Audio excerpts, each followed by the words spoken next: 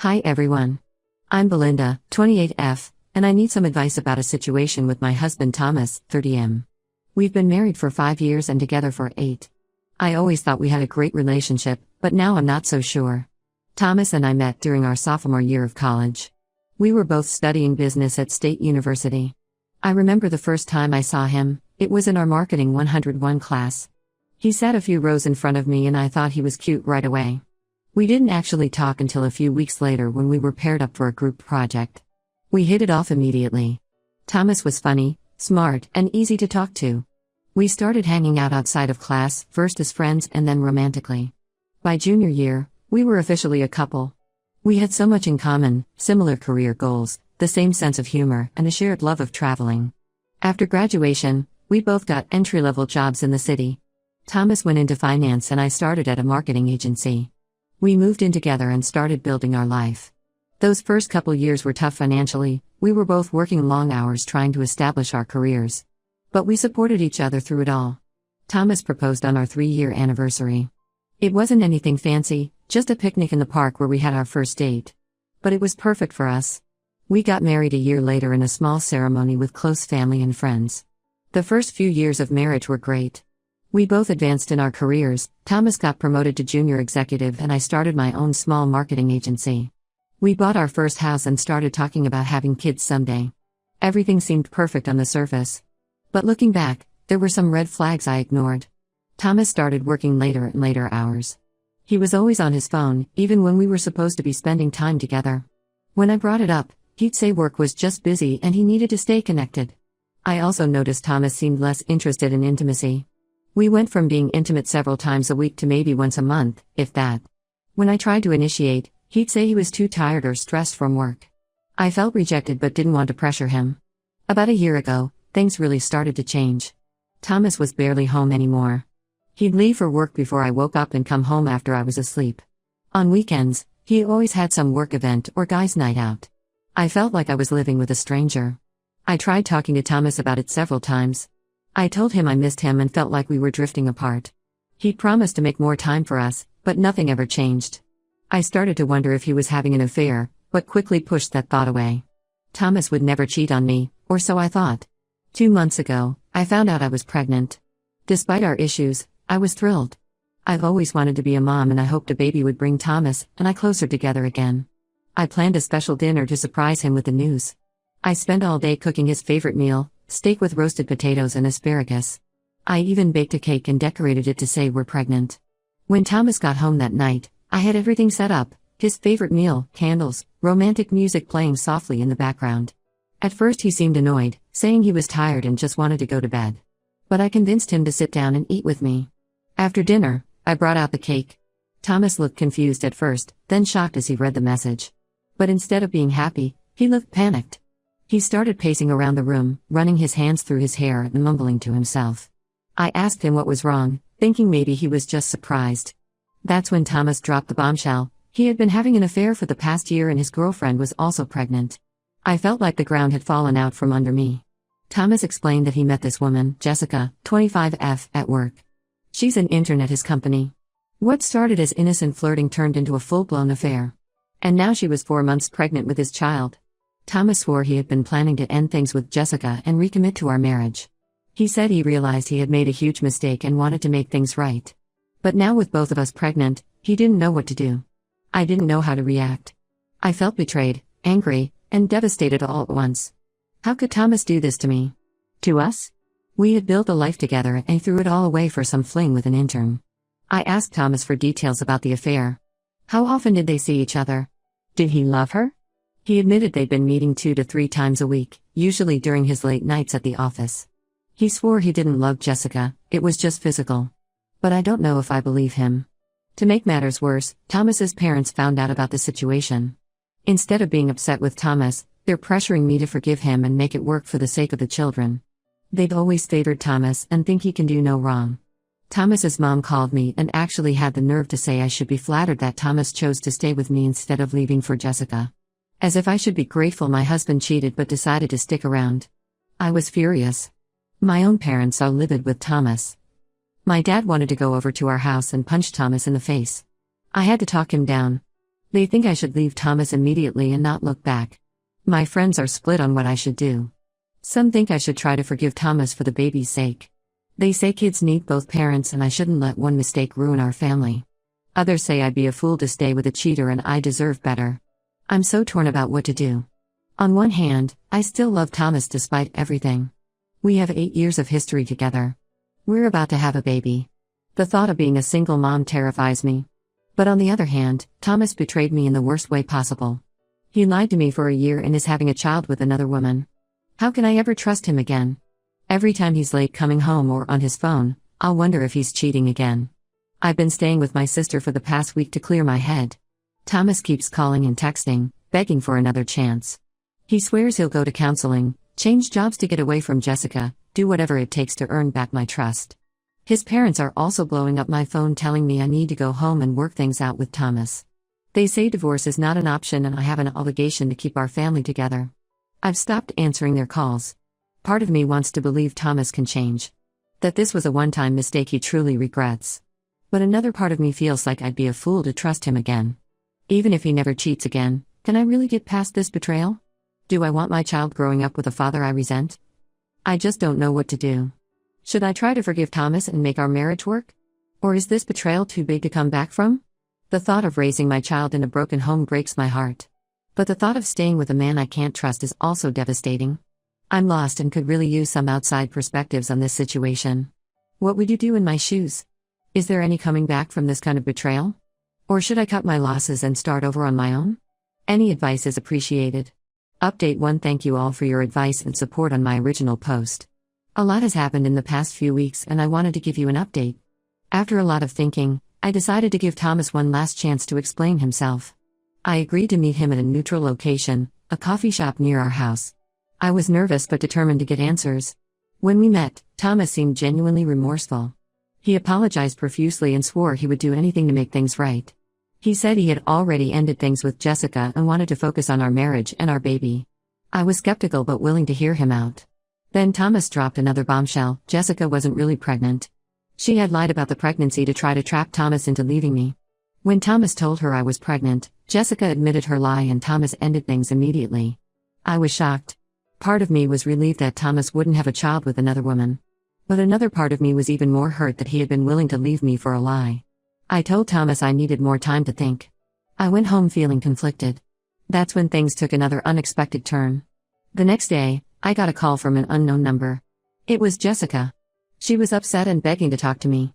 Against my better judgment, I agreed to meet her. Jessica showed up at the coffee shop looking disheveled. She apologized for the affair and for lying about the pregnancy.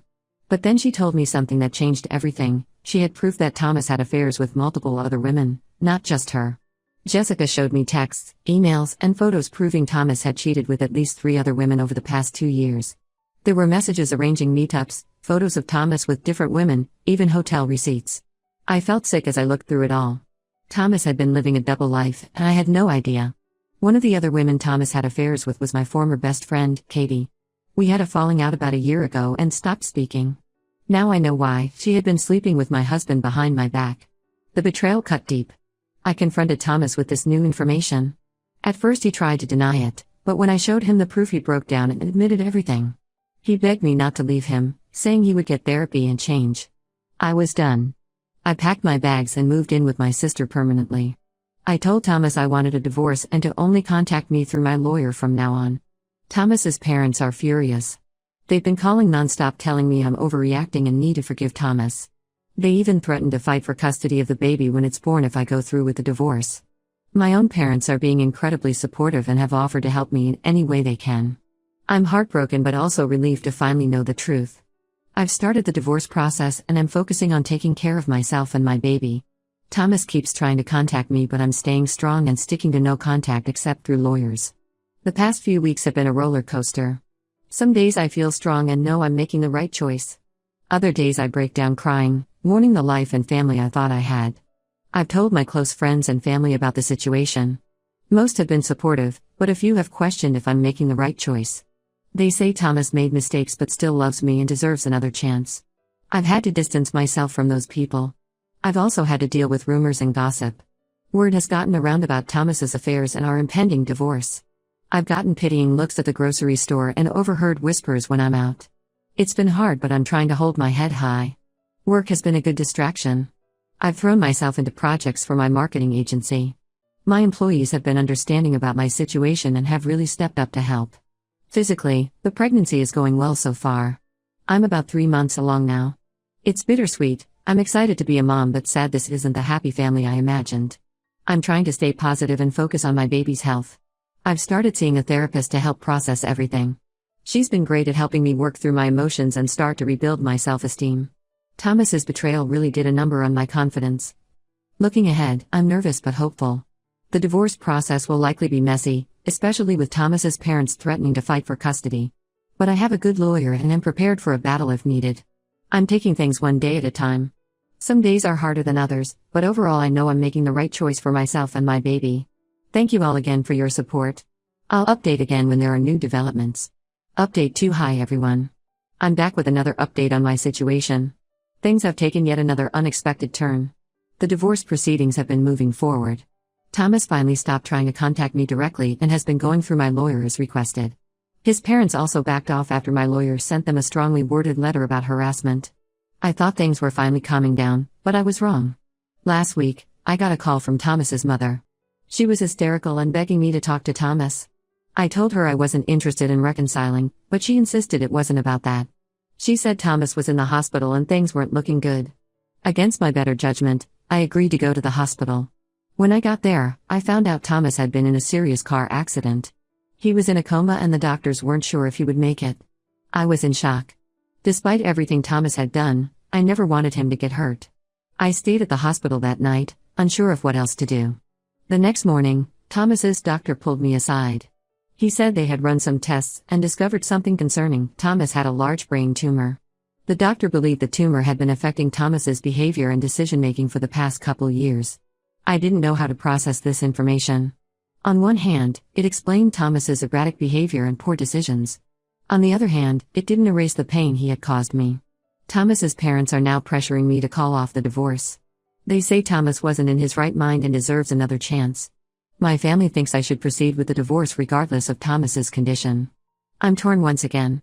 I still care about Thomas and want him to recover. But I'm not sure I can go back to our marriage even if the tumor explains his behavior. The trust has been broken. For now, I've put the divorce on hold while Thomas recovers. I'm visiting him in the hospital and helping his family where I can. But I've made it clear I'm not committing to reconciliation. Thomas woke up from his coma after a week. He was confused and disoriented at first. When he saw me there, he started crying and apologizing for everything. He said he remembered his affairs, but it felt like watching someone else's actions. The doctors say that's consistent with how the tumor may have affected him. Thomas had surgery to remove the tumor last week. The doctors are optimistic about his prognosis. They say with the tumor gone, Thomas's personality and behavior should return to normal. But they've warned there could be lasting effects on his memory and cognitive function. I'm trying to be supportive of Thomas's recovery while still maintaining boundaries. It's a difficult balance. Part of me wants to believe this tumor explains everything and the man I married is still in there somewhere. But another part of me can't forget the betrayal and pain of the past few years. Thomas's parents are pushing hard for reconciliation.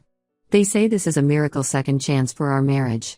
They want me to move back home and help care for Thomas as he recovers. I've refused. I'm still staying with my sister for now. My own parents and friends are more cautious. They're sympathetic to Thomas's medical situation but worry I'll get hurt again if I let my guard down.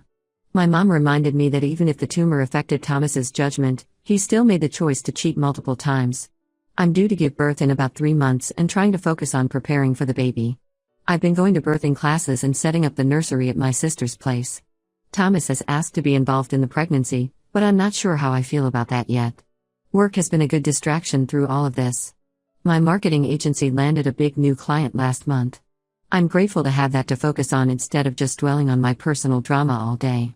I've continued seeing my therapist to help process everything. She's been great at helping me sort through my conflicted feelings about Thomas's diagnosis. She's encouraged me to take things slow and not feel pressured into any big decisions right away. For now, I'm just taking things day by day. I visit Thomas in the hospital a few times a week. We talk, but I've made it clear I'm not making any promises about our future. I'm trying to approach this situation with compassion while still protecting myself emotionally. I still plan to go through with the divorce once Thomas has recovered more. But I'm open to revisiting our co-parenting plan. If Thomas can show he's truly changed, I'd consider more shared custody. But that's a big if. This whole situation is so complicated, and I'm struggling to know what the right thing to do is. Any advice on how to handle this would be greatly appreciated. Thanks for listening. Update 3. Hello again, everyone. It's been a while since my last update, and a lot has changed. I wanted to give you all a final update on my situation. Thomas recovered from his accident and had surgery to remove the brain tumor. His doctors say the surgery was successful and he's expected to make a full recovery.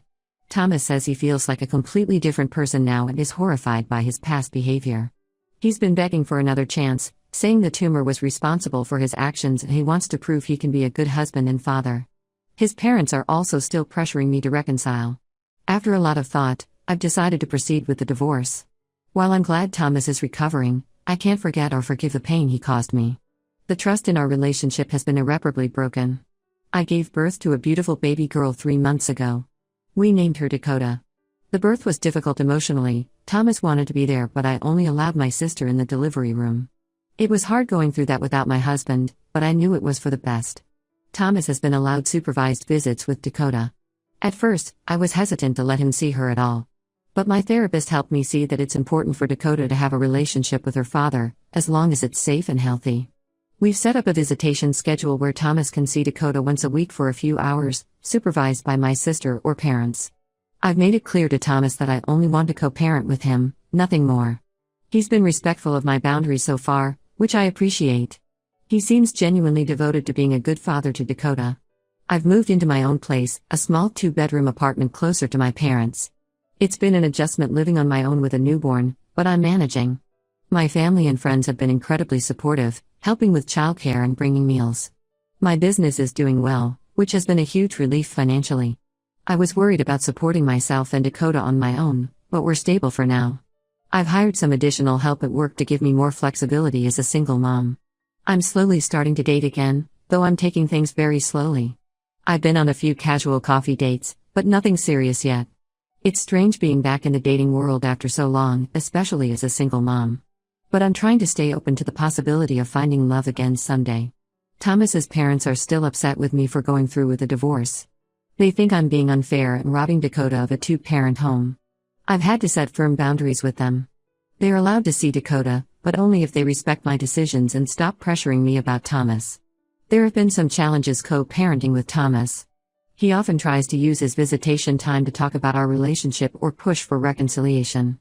I've had to be very firm about keeping things focused on Dakota. We're using a co-parenting app to communicate about schedules and Dakota's needs, which helps keep things more businesslike. Emotionally, I'm doing much better than I was 6 months ago. There are still hard days where I grieve the life I thought I would have. But overall, I'm happier and more at peace with my decision. My therapist has been a huge help in processing everything and rebuilding my self-esteem. Dakota is the light of my life. Being a mom is exhausting but so rewarding. Watching her grow and change every day reminds me that there's still so much good in my life, despite everything that's happened. Looking to the future, I'm cautiously optimistic. I know there will be challenges ahead as a single mom. The divorce proceedings are ongoing and there may be battles over custody and child support. But I feel strong and ready to face whatever comes. It hasn't been easy, but I know I've made the right choice for myself and my daughter. I'm looking forward to the future and excited to see what life has in store for us. I'm focused on being the best mom I can be and building a happy, healthy life for Dakota and myself.